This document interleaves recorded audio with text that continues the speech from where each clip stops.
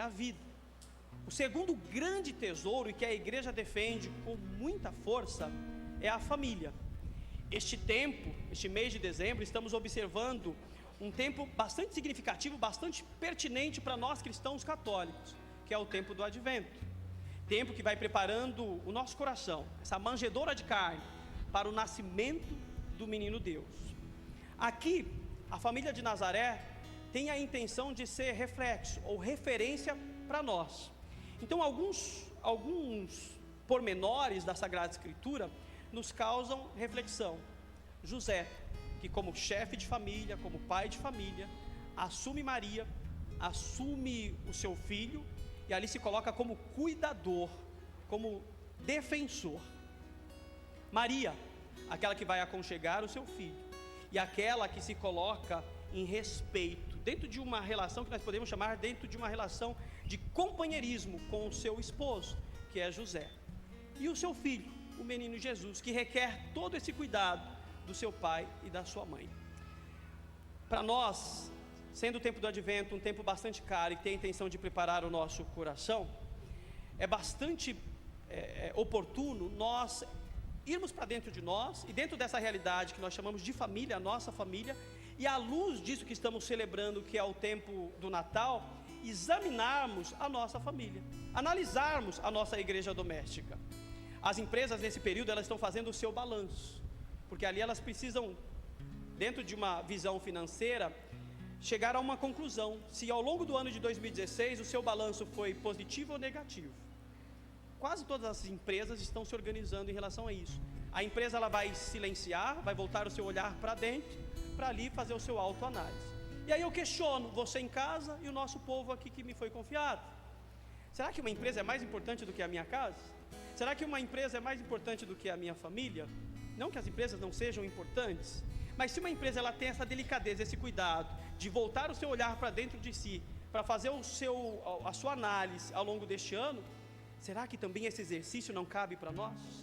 E aí nós percebemos toda a riqueza do Advento. No dia 24 de dezembro vamos celebrar um dos momentos mais importantes do calendário cristão, que é o tempo do Natal. Vamos receber os familiares, os parentes, os amigos. Vamos nos reunir com as pessoas que nós amamos na mesa para a ceia. E ali todos nós reunidos, motivados pelo Natal. Mas o que é Natal? É apenas a troca de presentes?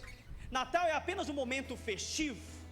Será que Natal não seria sobretudo para nós cristãos, para você que nos acompanha pelas redes sociais, pela TV, será que Natal não é muito mais profundo? Nosso povo já foi às compras e está indo às compras. Estamos bastante preocupados com os presentes, e não tem problema nenhum irmos às compras, nos preocuparmos com os presentes. O grande perigo é ficarmos na superficialidade. Eu vou fazer a troca de presentes, vou preparar a ceia com tudo aquilo que eu, a minha casa e os meus familiares nós temos direito. E tudo isso é muito válido se nós tivermos o essencial na noite do Natal: o respeito. Se o marido for companheiro da sua esposa, se nós na condição de filhos estivermos cumprindo o 4º mandamento, honrando os nossos pais, não basta trocar presente, não é o suficiente trocarmos presente, ou roupa nova ou roupa bonita, se não tem o mínimo, que é o respeito, que é o companheirismo. Se não tem paz, então o que é que eu entendo por Natal? Quem é a minha referência enquanto família? A família de Nazaré? Nós homens, sobretudo os homens casados, maridos, pais, chefes de família, são convidados nesta palavra a se configurarem com José, aquele que é cuidador, aquele que é protetor, aquele que respeita a sua companheira. Não é o suficiente para os maridos chegarmos na noite do dia 24 e darmos um presente bonito, um presente sofisticado, se ao longo deste ano de 2016 faltou o essencial para a esposa: o cuidado, o carinho, o respeito, a parceria, o companheirismo. Então, quando eu digo que nós somos chamados nesse tempo de Advento a irmos para dentro de nós e examinarmos a nossa consciência, para os maridos, quem é marido aqui levanta a mão, quem é casado levanta a mão. A palavra ela nos ajuda a examinarmos a nossa consciência, a refletirmos. Ao longo desses 12 meses do ano de 2016, eu fui um bom marido? E para ser um bom marido, nós observamos algumas pequenas coisas. Eu tratei com educação a minha esposa. Bom dia, boa tarde, boa noite, por favor, muito obrigado. Simples, tem nada de extraordinário. Ao longo do ano inteiro, eu tratei de maneira muito grosseira a minha esposa. Aí no dia 24 de dezembro eu venho com um presente. Hipocrisia. Natal? Que Natal? É diferente quando ao longo de todo um ano nós superamos desafios juntos, enquanto marido e esposa. Nós celebramos alegrias, comemoramos alegria juntos. E aí sim, nós vamos nos sentar com os nossos filhos, vou me sentar com a minha esposa para celebrar o Natal. A noite do dia 24 nada mais é do que o coroamento de todo um ano de trabalho, de luta, de respeito, de parceria e de companheirismo. A grande maioria nas nossas comunidades, nas nossas igrejas, nas nossas paróquias são as mulheres. E elas têm um papel bastante pertinente na igreja e um papel bastante pertinente também na igreja doméstica, que é a casa, que é a família. E na grande maioria das vezes, as mulheres acabam sendo vítimas de uma série de situações. Mas também cabe reflexão para as mulheres, porque nem todas são vítimas, né? E aí também essa exame de consciência, essa reflexão também cabe para mim na condição de esposa. Primeira interrogação: eu sou uma boa esposa? Aí você vai dizer: claro, padre, eu lavo, passo, cozinho. Desculpa, isso qualquer uma pode fazer. Não precisa ser esposa. Isso é muito pobre, né? Não reduza, né, o companheirismo apenas lavar, passar e cozinhar. Ser companheira, muito mais do que ser a mulher do seu marido, você é chamada a ser companheira. E companheirismo aqui eu entendo por parceria.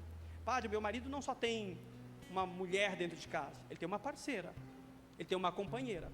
Lembra que um dia vocês, diante de um altar como esse, diante de um presbitério como esse, vocês fizeram um juramento, tanto os homens quanto as mulheres, na alegria, na tristeza, na saúde, não por 5, não por 10, não por 15, mas por todos os dias de nossas vidas.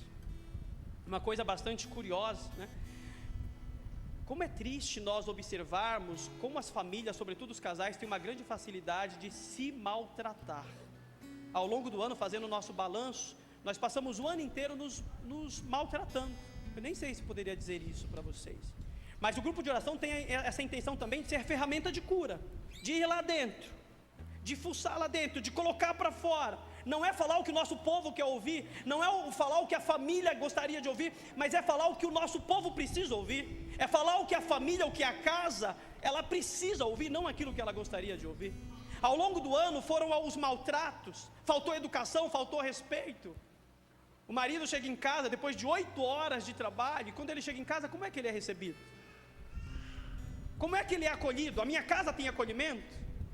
Como é que eu trato a minha esposa? E se nós formos observarmos, se nós formos bastante honestos ao nosso exame de consciência, nós vamos perceber que não tem vítima. Ah, padre, eu me separei porque o meu marido era muito difícil. Padre, eu me separei porque a minha esposa, ela não gostava muito de limpeza, de manutenção. E sempre a culpa é do outro, sempre o desafio, o problema está no outro. Então a dinâmica deste grupo de oração dessa noite de hoje é: minha culpa, minha tão grande culpa. Quem sou eu dentro de casa? Eu sou um bom marido? Eu sou uma boa esposa?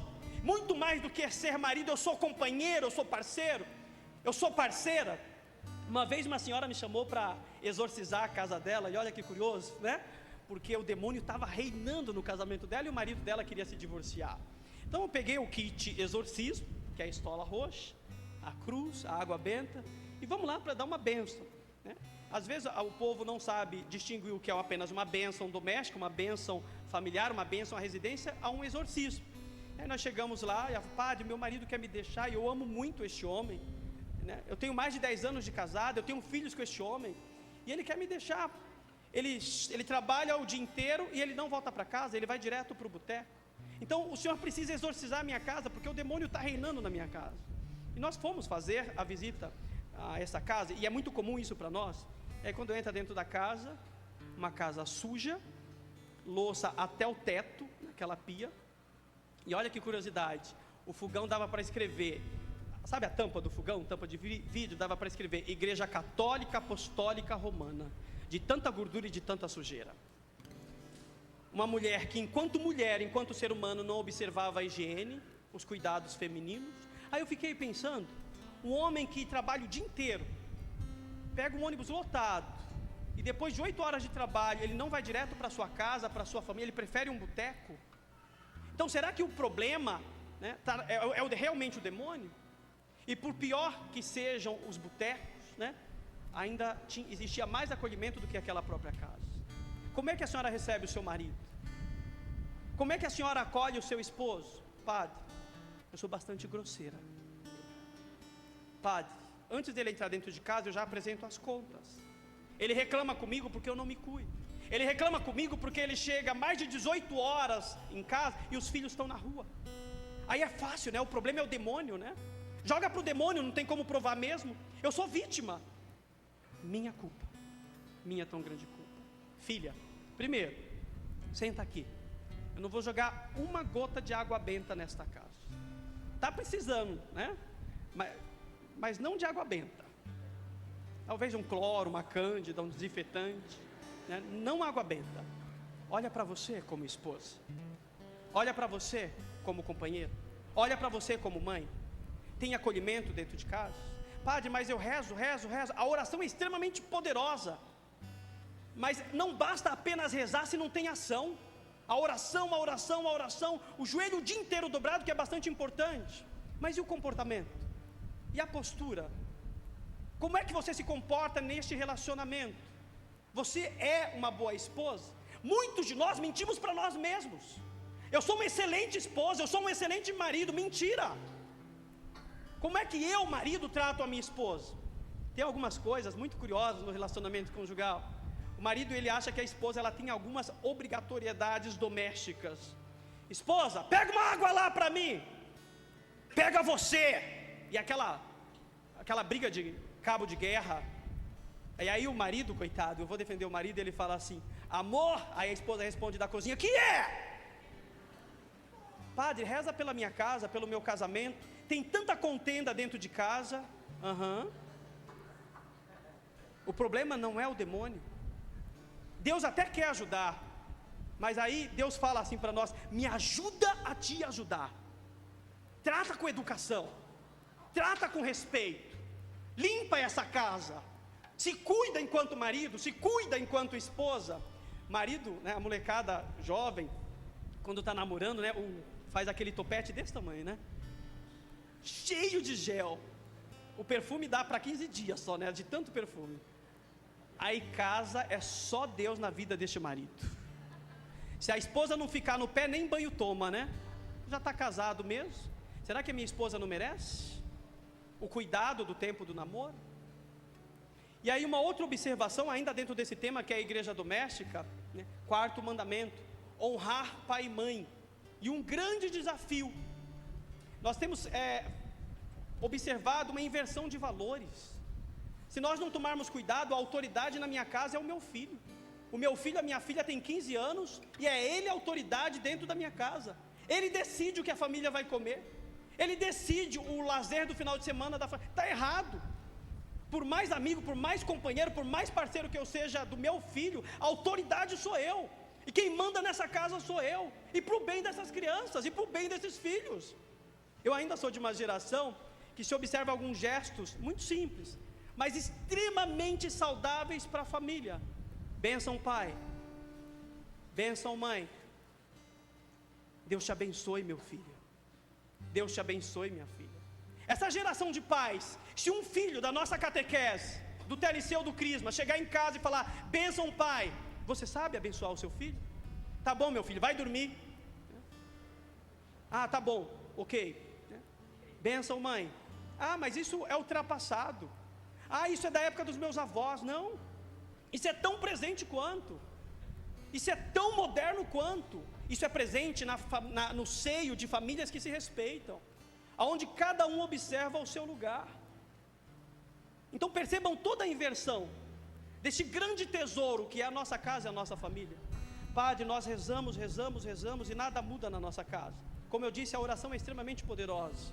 Mas e o comportamento dentro de casa? E o relacionamento interpessoal, como bom dia, boa tarde, boa noite, muito obrigado, por favor. Bênção pai, bênção mãe. Uma outra observação, e aqui a nossa pregação ela vai esquentando, né? Um outro personagem que compõe a família, ou a sagrada família, porque a minha família é sagrada, é um personagem chamada sogra. Quem é sogra, levanta a mão. Pensa um perrengue nesse final de ano, né? Tá tudo pronto, a ceia, a festa, a decoração, tá tudo organizado para ser uma bênção. Aí a gente fica sabendo que este personagem vai fazer a ceia conosco. Sogra. Quem é sogra, levanta a mão. O que é ser sogra? É ser uma segunda mãe. Eu não perdi um filho, eu não perdi uma filha, eu ganhei um outro filho, eu ganhei uma outra filha. E eu costumo dizer que paternidade e maternidade tem prazo de validade. Sério, padre? Quando faz 18 anos, não. Quando o teu filho ou a tua filha recebe o sacramento do matrimônio aqui diante deste altar, ali você cumpriu a tua missão como pai, como mãe. Eu posso não concordar com as escolhas do meu filho, eu posso não concordar com as escolhas da minha filha, mas eu preciso respeitar. E dentro dessa postura de respeito às escolhas do meu filho e da minha filha, eu preciso entender que na vida do meu filho, que na casa da minha filha, eu não passo de uma boa visita. Eu não tenho o direito de entrar na cozinha, de mexer na intimidade do casal, de dizer para minha nora como é que ela lava a roupa do meu filho, como ela vai cozinhar, ou até mesmo atrapalhar a educação dos meus netos. Mas são meus netos. Se exatamente são os seus netos, não são os seus filhos. Quantos problemas dentro do relacionamento familiar poderiam ser evitados se nós nos colocássemos no nosso lugar? Sabe, tem um ditado popular que a molecada diz: cada um no seu quadrado. Se a sogra entendesse o seu lugar, que não é menor do que nenhum outro personagem da família, mas eu sou sogra, eu cumpri a minha missão. Eu não concordo com as escolhas do meu genro, da minha nora, mas eu respeito, para bem harmonizar a família.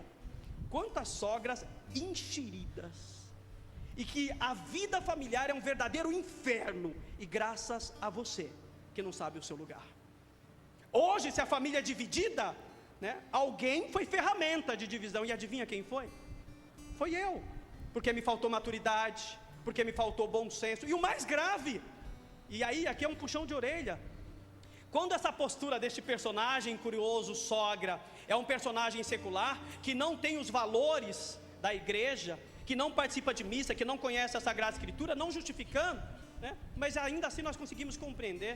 Agora uma mulher que não falta a missa, que está em todos os grupos de orações, que não sai da igreja, que todo o movimento da igreja está lá, né, dentro da igreja, e com um comportamento nocivo dentro da sua casa, dentro da sua família. Aí eu te pergunto, o que é que você está fazendo dentro da igreja? O que é que você está fazendo na paróquia? O que tanto você reza que nada você aprende? Porque você não coloca na prática. Está todo dia dentro da igreja, e a família um inferno, confusão, contenda, fofoca, intriga, divisão. Grupo de oração é ferramenta de cura.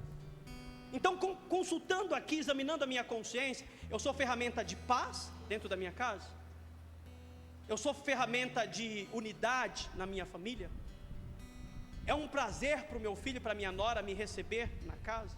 Eu sei o meu lugar como sogro, como sogra? Os meus filhos podem morar em cima da minha casa, morar no meu quintal, ainda assim não me dá o direito de ser invasivo e de respeitar a intimidade deste casal. Como é triste, mas casais, jovens casais, que tiveram que sair do terreno dos pais e morar bem longe, entrar dentro de uma realidade de aluguel, mesmo sem ter condição, e esse dinheiro de aluguel, sabe o que ele é? É o preço da paz. É o preço, olha que triste. Eu precisei morar longe da minha mãe, eu precisei morar longe do meu pai, eu precisei morar longe do meu sogro, eu precisei morar longe da minha sogra, para ter paz. Olha que triste. Um dos grandes tesouros que Deus nos confia, a família. Como é que está a tua família? Como é que está a tua casa? A vida ela é feita de escolhas, e nós somos senhores das nossas escolhas. Deus nos apresenta um caminho, e nós temos aqui o livre-arbítrio de escolhermos se vamos seguir este caminho. Qual é o teu caminho? É de pedra? É de sonho? Você quem fez? Você quem faz? Examina a tua consciência. Como é que vai ser o dia 24 de dezembro deste ano de 2016?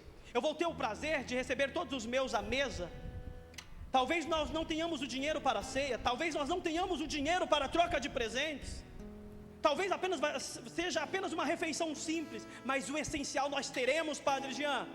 Teremos o respeito, teremos o amor, teremos o acolhimento.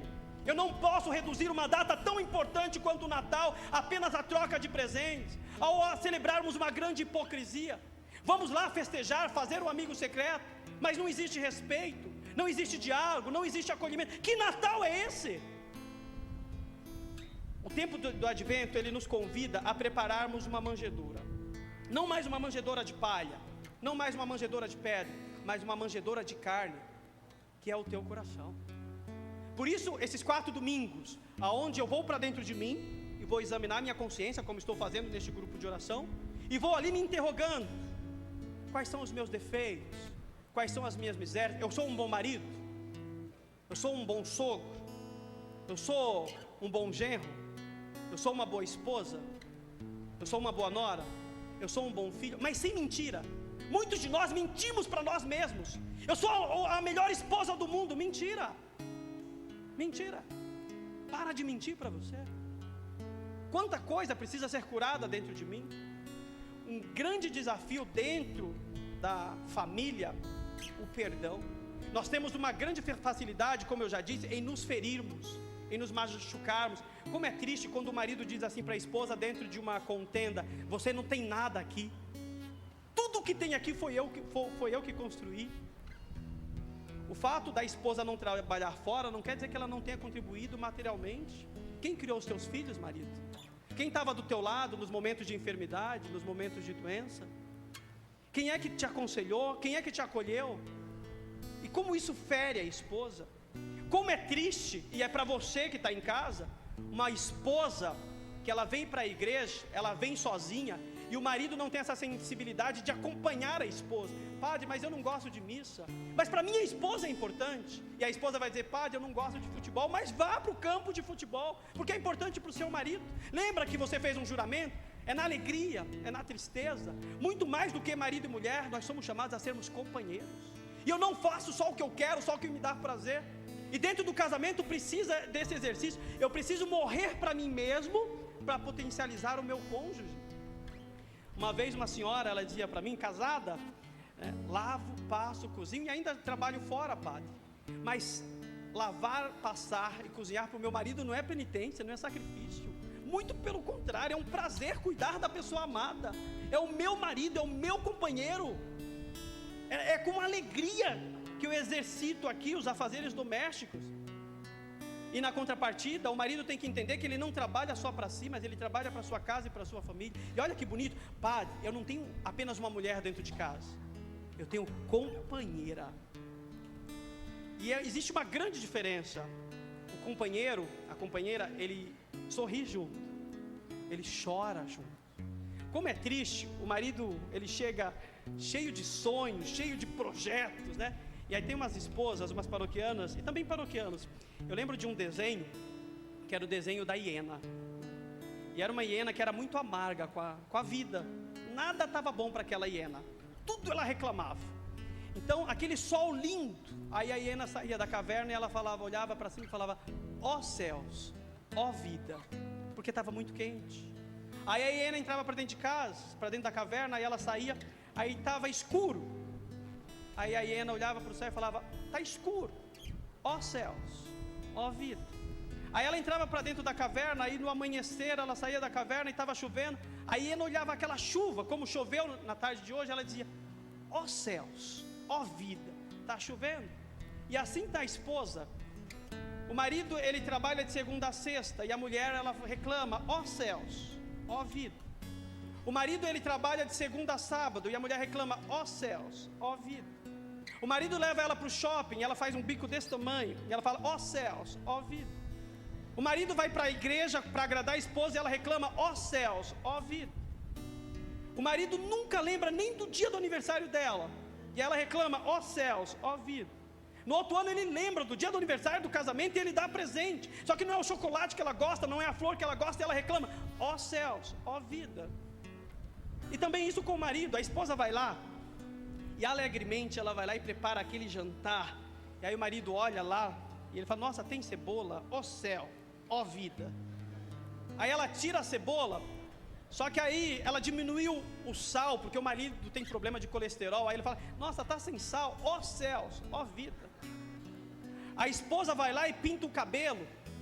Aí ele olha para o cabelo dela e fala: ó céus, ó vida, pintou o cabelo.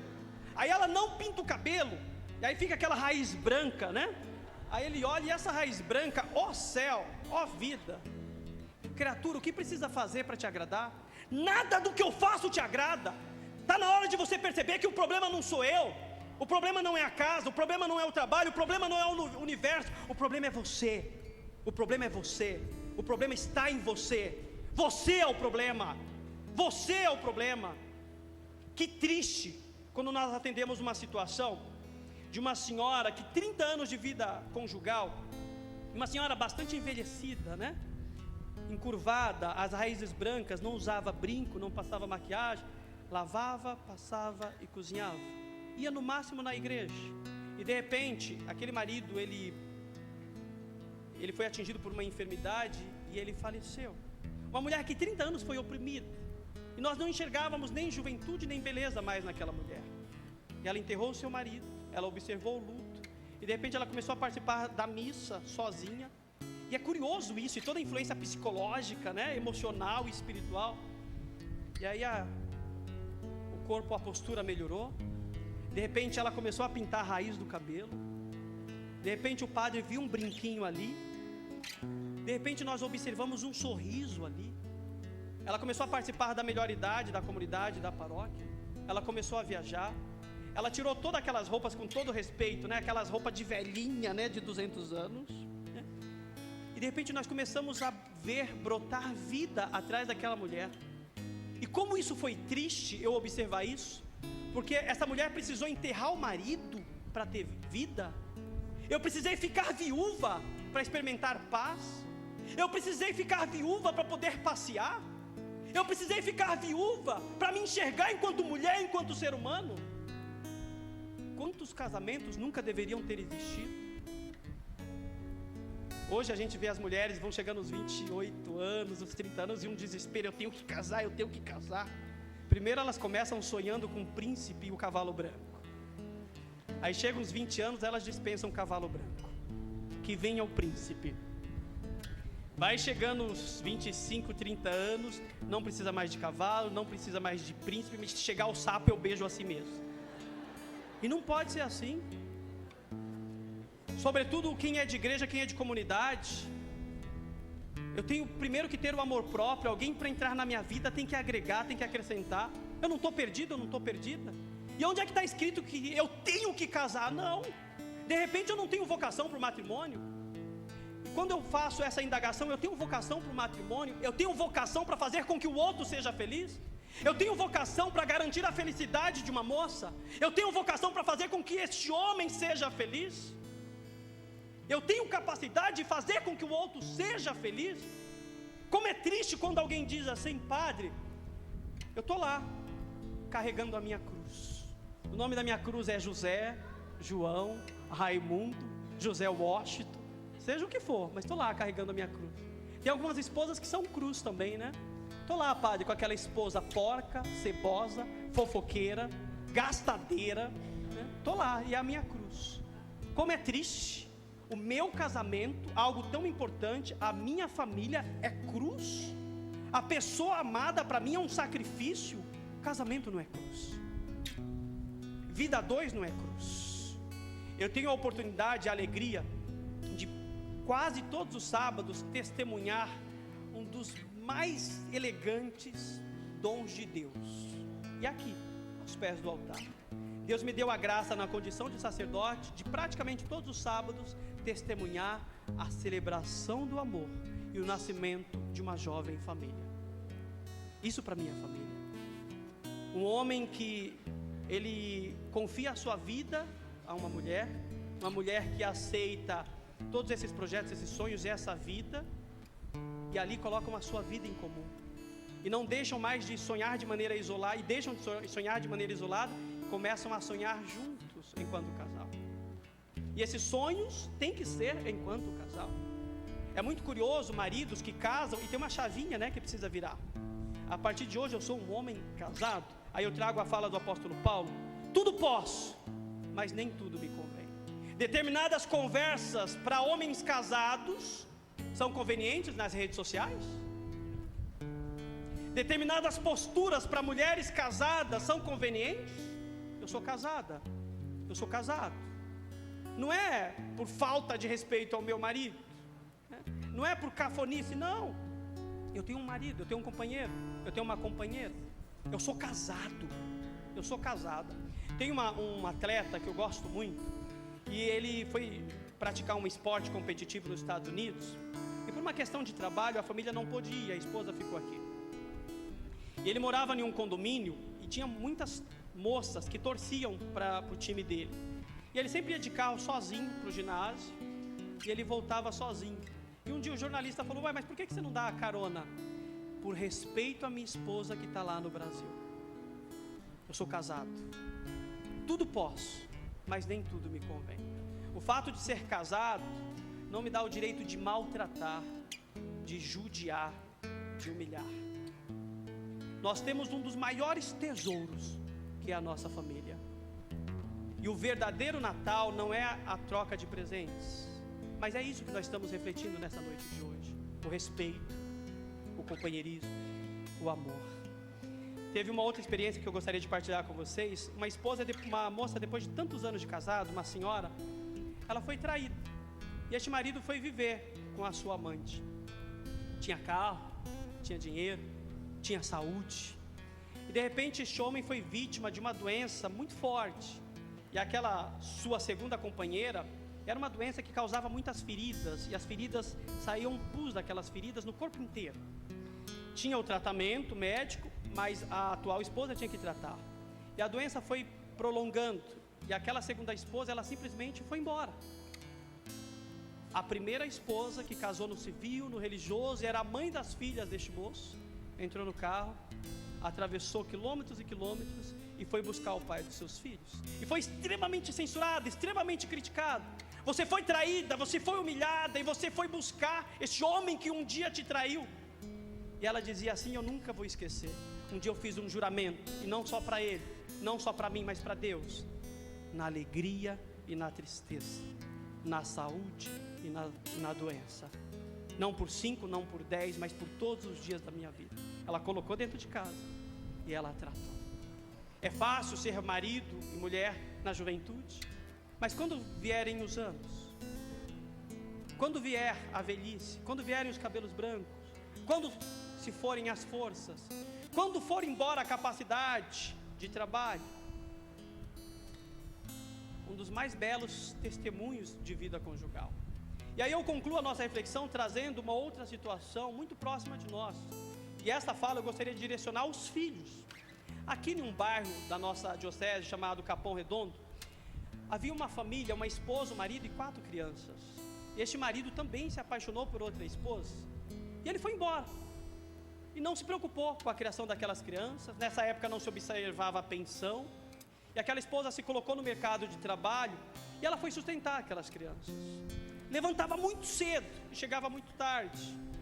Uma vida muito simples, mas muito digna. As crianças foram crescendo, o filho mais velho casou, foi embora. A segunda filha também casou e foi embora. O filho caçula também foi viver a sua vida, e ficou o terceiro filho, jovem, cheio de sonhos, cheio de projetos. E mãe, né? Mãe, ela traz a profecia dentro de si, né? É impressionante. A mãe bateu o olho, é impressionante como a mãe sabe.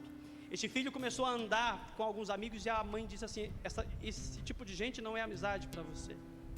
Os jovens, levantam a mão aqui, por gentileza. Molecada, levanta a mão aí. Já viu isso quando a mãe fala assim: você traz a namorada, né? Todo empolgado, e ela fala: mãe, essa é minha namorada. E ela fala assim: termina que não vale nada. Mãe, mas ela é linda, mas não presta. Aí você vai, insiste, teima e casa. Aí depois vem a resposta: nossa mãe, a senhora rogou praga. Não, eu rezo, eu tenho anos de janela. Aí o que é que sobra para a mãe? Aí o filho sempre vem murmurar, sempre vem reclamar: mãe, mas ela faz isso, ela faz aquilo. A mãe fala: não te disse? Eu te avisei. A mãe bateu o olho, é batata. Como Deus usa essas figuras chamadas mãe. E aí este filho começou a andar com alguns amigos, começou a chegar muito tarde.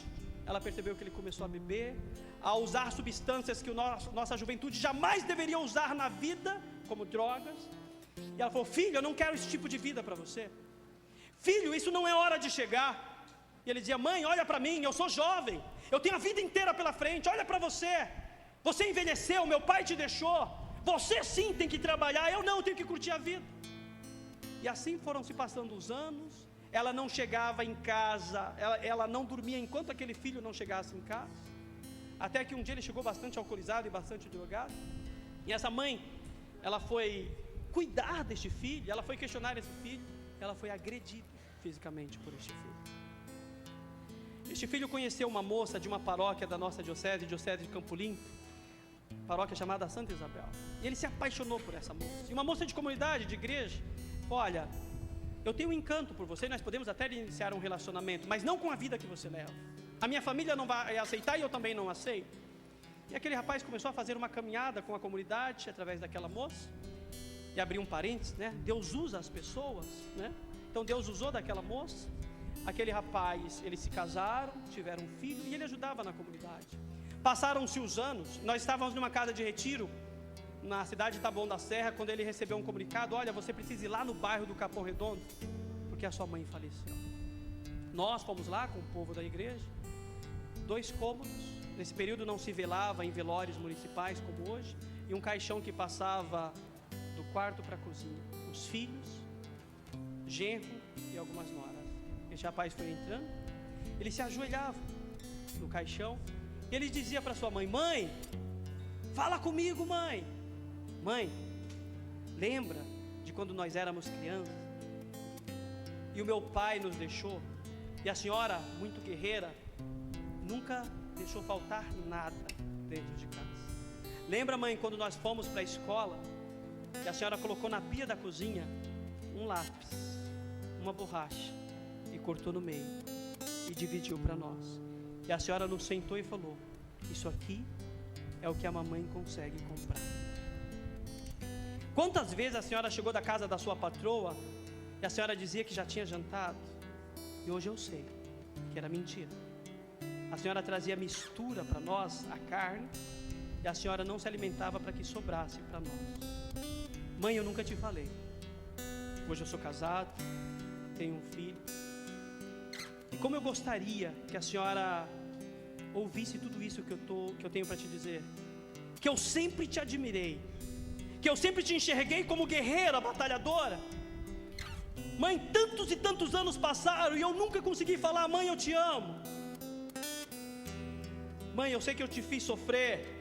Quantas noites em claro, quantas preocupações, quantas lágrimas, quanta dor, quanto sofrimento. Mãe, eu te amo, mãe. Fala comigo, mãe. Não morre, mãe. Mãe, eu te amo, mãe. Mãe, eu te amo, mãe. Mãe, fala comigo, mãe.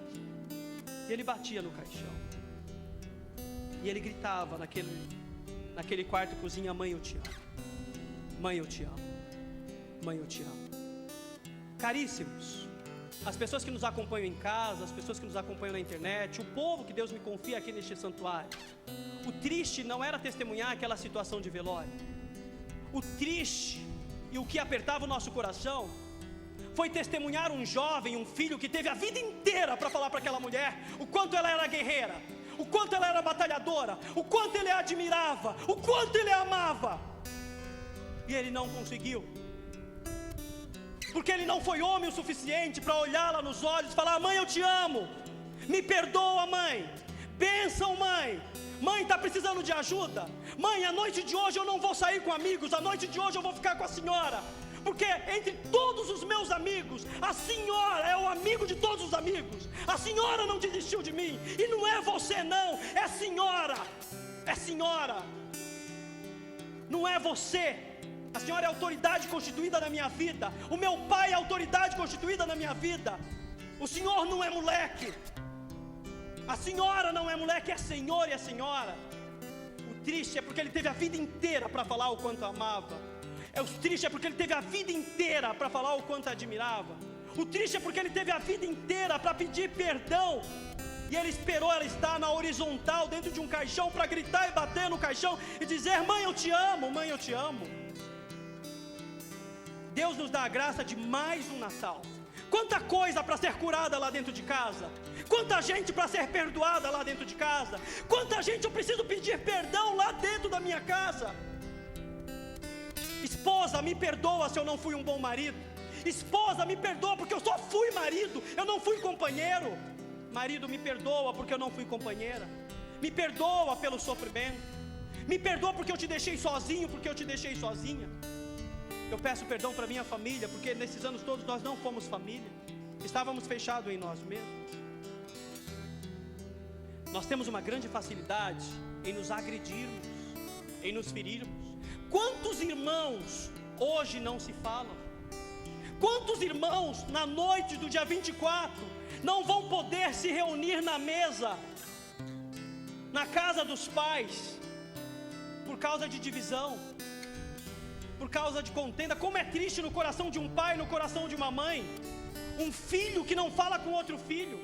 Se fulano tiver, eu não vou. Se fulana tiver, eu não vou.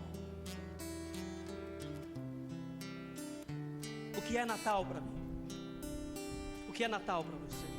Eu posso não ter Chester, posso não ter o peru, eu não posso ter árvore de Natal, posso não ter a árvore de Natal, eu posso não ter o pisca-pisca, mas não pode me faltar o essencial, o amor. Talvez nós não tenhamos nada para colocar na mesa, mas estaremos juntos, unidos, enquanto família. Os meus filhos vão estar comigo, o meu companheiro vai estar comigo. A minha companheira, eu não tenho nada para dar para ela materialmente, mas eu tenho os meus braços, eu tenho o meu colo. E maridos, as nossas esposas, as vossas esposas, as minhas paroquianas que são casadas, não precisa de joia, não precisa de roupa nova, não precisa de presente, precisa estar presente. Quantos pais de família não vão ver a passagem do dia 24 para o dia 25, porque vão estar alcoolizados, bêbados. Nós reduzimos a uma festa, a uma celebração tão bonita como o Natal, a uma motivação para bebermos. E como é desagradável um pai de família bêbado, como é desagradável um irmão bêbado, como é desagradável um marido bêbado, e dentro de uma data, comemorando uma data tão importante. Quanta coisa para ser curada dentro da minha casa. Está todo mundo trabalhando, está todo mundo querendo ganhar dinheiro, está todo mundo focado nos bens materiais, mas e o essencial? Eu posso morar em 2 cômodos, eu posso pagar aluguel. A minha realidade, do ponto de vista material, pode ser extremamente simples. Talvez me falte tudo materialmente, mas não me falta o essencial enquanto família: o respeito e o amor. Isso é ser família, aonde eu me configuro a partir do respeito, do acolhimento e do amor, a família de Nazaré. Porque a família de Nazaré, ela é referência para nós. O menino Jesus nasce aonde? Entre os animais, numa manjedoura. Então a gente observa, né, e nós temos essa ilusão de que nós precisamos de bens materiais para sermos felizes. Uma família que é feliz, mesmo diante de tantos desafios, diante de perseguição, diante do perigo de morte, falta tudo, está em um canto, tem que ir para o outro, mas uma família feliz. Talvez do ponto de vista material, José e Maria não tivessem nada, mas eles tinham o maior de todos os tesouros, eles tinham um ao outro. Padre, eu não tenho nada, mas eu tenho a minha companheira, na alegria, na tristeza, na saúde, na doença, há 10, 15, 20, 30, 40 anos. Caríssimos, de pé, aplauda Jesus.